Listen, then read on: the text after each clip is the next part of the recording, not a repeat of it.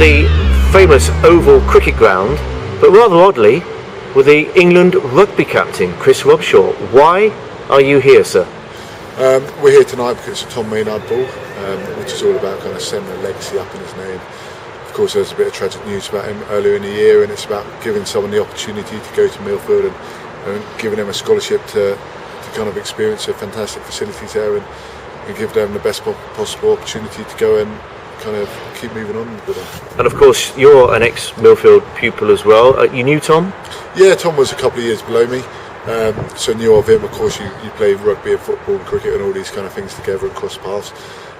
So no, he was a great guy, and you kind of saw what he did when he came to Surrey, about how kind of potent he was kind of out there. It's obviously a tragic set of circumstances, but what sort of emerged is, as desperately sad as it is, almost a sort of a celebration of the man, because he was certainly a bundle of fun, wasn't he?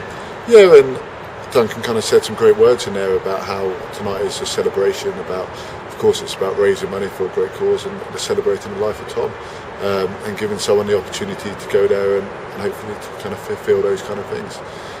So now I'm sure everyone will have a great time there, raise a lot of money, and all for a great cause. Yeah, I mean, you go to 101 rugby dinners over the course of a year, so although again the reasons for being here are positive but tragic, it must be nice at least to be in a dinner where there's people from cricket. I mean, there's some great cricketers in this room tonight, and from other sports as well. Yeah, there's a big mixture of sports persons from all over the place, and a lot of old school friends as well. Of course, going to the school, it's great to catch up with them, with guys who are kind of your best mates and people who are a year or so below. It's nice to see everyone and a smile on people's faces coming to a great venue like this as well. Now we're sitting amongst a batch of green seats, which, fun enough, it could be Twickenham, except there's a very large cricket ground out there. Were you any good yourself? I think I played a bit of house cricket once, but no, I wouldn't say how good. I enjoyed it, having a little bat, but yeah, I wouldn't say I'm any good. But you're a sportsman, you're a professional. Do you, I don't know, the juice is going a bit just looking out over a magnificent scene here? Yeah, I think so. I think you get quite excited when you come to venues like this, and you think of the atmosphere, especially when the likes of the Ashes and all those kind of massive tournaments and series come to England. But no, it's an exciting time, yeah, like you said, looking out here and the history that it has. Whenever you go to an incredible venue like this, it's exciting. Fantastic. Now, not the best couple of weeks for you from a rugby point of view, obviously, with the Lions, but you didn't make the Monty Johnson's World Cup, and a few weeks later, you're England captain. So there's always a silver lining.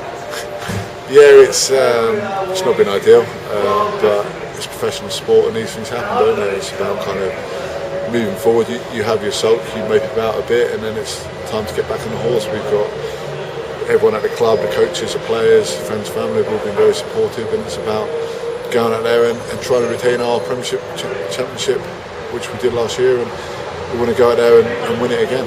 Yeah, and by the way, it's not unheard of people. I mean, Tom Croft's a good example. Was it in the squad 4 years ago? Ends up scoring 2 tries in the first test. I'm sure in one sense you wouldn't want somebody to be injured, but if you got the call, you'd be ready.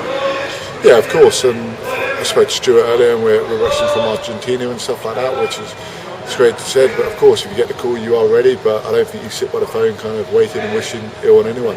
You can make sure you're relaxed, but keeping on top of your fitness just in case. Yeah, well, sport has a habit of putting you up and then knocking you down and then putting you up again. It's happened before, it'll happen again, but it makes the good times even better, I guess. Yeah, it does, and that's what professional sport is. It's a bit of a roller coaster. You take the rough with the smooth, and you move on, don't you? It makes you stronger. You learn from all these experiences, and hopefully you can use them to your advantage one day. So good rest over the summer, fantastic pre-season.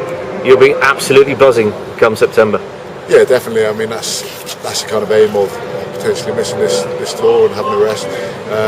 That I can have a proper pre-season, a couple of months back at the club, and when the season starts again, you can hopefully see some real gains and hopefully have improved from where you were this season. Yeah, and sport is massively important, but it is still a game, and tonight kind of reminds you of that life goes on, doesn't it? Yeah, it does. It brings into light about how big sport is and there's so much more important things than that. Of course there is. It is a game, and we love that game so much, and various games, but like you said, we're at the Tom Maynard ball, and we're celebrating his life tonight. Yeah, so he may be gone, unfortunately, but it doesn't look as if he's going to be forgotten. Definitely not. All right, thanks, Chris.